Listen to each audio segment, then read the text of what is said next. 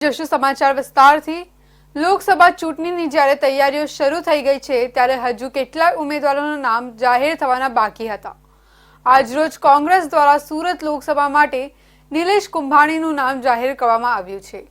નિલેશ કુંભાણી અગાઉ 2 વાર કોર્પોરેશનની અને 1 વાર વિધાનસભાની ચૂંટણી લડી ચૂક્યા છે, પણ જીત હાંસલ થઈ નથી। ફરી એકવાર કોંગ્રેસ દ્વારા તેમના પર વિશ્વાસ મુકાયો છે અને સુરત લોકસભાની સીટ માટે નિલેશ કુંભાણીને અપાઈ છે। સુરત શહેર માટે ભારતીય જનતા પાર્ટીએ નવો ચહેરો અને કોંગ્રેસ દ્વારા જૂના ચહેરાના મેદાન ઉતાર્યા છે। ગુજરાતની ટીમ દ્વારા જ્યારે કોંગ્રેસે ઉમેદવારોના નામ જાહેર કરતા સુરત લોકસભાના કોંગ્રેસના ઉમેદવાર નિલેશ કુંભાણી સાથે વાતચીત કરી હતી, ત્યારે નિલેશ કુંભાણીએ જણાવ્યું હતું કે ભારતીય જનતા પાર્ટી રામના નામે મત માંગે છે, પરંતુ અમે કામના નામે મત માંગવાનું પસંદ કરીશું।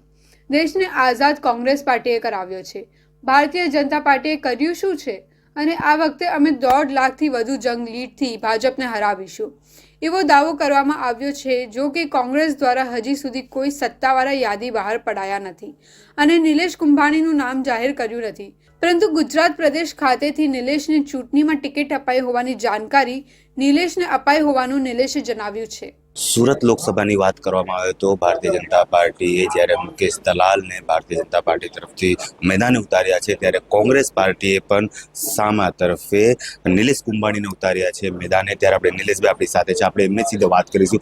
નિલેશભાઈ, કોંગ્રેસ દ્વારા આપનું નામ જાહેર કરવામાં આવ્યું છે, શું કહેશો?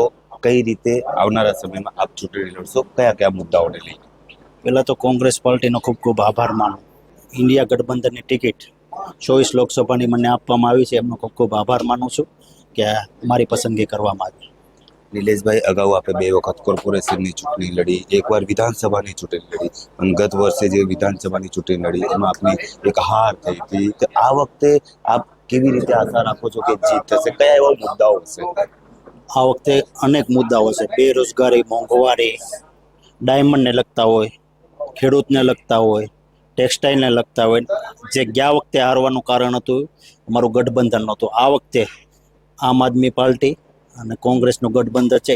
ઇન્ડિયા ગઠબંધન હિસાબે બંને પાર્ટી સાથે રહી અને લડવાના છે, એટલે આ વખતે 100% કોંગ્રેસ પાર્ટીની જીત થવાની છે। રામના નામે લોકો મત માંગે છે, આપ કોના નામે માંગો છો? અમે કામના નામે મત માંગવાના, અમે લોકો વચ્ચે બેસવાના છે। અમે જીતેલા હતા કે હારેલા હતા, લોકોની વચ્ચે બેસતા, લોકોનું કામ કરતા હતા। ભારતીય જનતા પાર્ટીના લોકસભાના અહીંયા ઉમેદવાર હોય, ચૂંટણીના દિવસે આવે, બસ 5 વર્ષ કેડ્યા આવે। અમે લોકોની વચ્ચે હારી તો બેસી છે, જીતી તો લોકોની વચ્ચે બેસીને લોકોના કામ કરીએ છીએ, એટલે આ વખતે અમે કામના ઇન્ડિયાની ગુજરાતની ટીમે જ્યારે ગ્રાઉન્ડ સર્વે કર્યો, લોકોએ વિકાસ જોયો છે, લોકો વિકાસના નામે મત આપશે, તમે કયા આધારે મત માંગશો? કે લોકો એમ કે છે ભારતીય જનતા પાર્ટીએ વિકાસ કર્યો, કોંગ્રેસે શું કર્યું છે? કોંગ્રેસે દેશ આઝાદ કરવામાં મોટામાં મોટો ફાળો કોંગ્રેસે આપ્યો। અહીં ઇન્ડિયામાં એક ટાસણી નોંધ બનતી ને, ત્યાંથી કોંગ્રેસે આ બધી મિલકતો ઊભી કરી હતી। રેલવે સ્ટેશન હોય, એરપોર્ટો હોય, રોડ રસ્તા હોય, ડેમો હોય, ગૌસરણો કોંગ્રેસે બનાવ્યા હતા ને, ભારતીય જનતા પાર્ટી વેચે છે। ભારતીય જનતા પાર્ટી દેવું કર્યું છે, વિકાસ નથી કર્યો। કોંગ્રેસે ખાસો વિકાસ તો કોંગ્રેસે કર્યો હતો। અત્યારે ભારતીય જનતા પાર્ટી રેલવે વેચે તો વિકાસ કર્યો, એરપોર્ટો વેચે તો વિકાસ કર્યો, સરદાર વલ્લભભાઈ પટેલનું નામ હોય સ્ટેડિયમમાં, ત્યાં નરેન્દ્ર મોદી સ્ટેડિયમ નાખે અને વિકાસ કર્યો, આ વિકાસ કહેવાય? જે ખેડૂતોને પહેલાં કોંગ્રેસ પાર્ટી ખેડૂતોના દેવા માફ કરતી, આ ભારતીય જનતા પાર્ટી એક દેવું માફ કર્યું હોય તો કયો? કોંગ્રેસ પાર્ટીએ મોટા ડેમો કર્યા, નર્મદા ડેમ હોય, ઉકાઈ હોય, ભારતીય જનતા પાર્ટી એક ડેમ બનાવ્યો હોય તો કયો? કોંગ્રેસ પાર્ટીએ જેએડીસી ઊભી કરી, ભારતીય જનતા પાર્ટી એક જેએડીસી ઊભી કરી હોય તો કયો? કોંગ્રેસ વિકાસ કરતી હતી પણ જાહેરાત નહોતી કરતી, આ જાહેરાતો કરે છે, વિકાસ નથી કરતી। રામના નામે મત માગે, કોંગ્રેસે કામના નામે મત માગવાની છે। ભારતીય જનતા પાર્ટીની વાત કરીએ, મુકેશ દલાલે એવું કીધું કે સામે કોઈ પણ પાર્ટી આવે અમે તેમની ડિપોઝિટ જપ્ત કરી દઈશું, શું લાગે છે? હવે મુકેશ દલાલને આ વિસ્તારમાં કોઈ ઓળખે છે?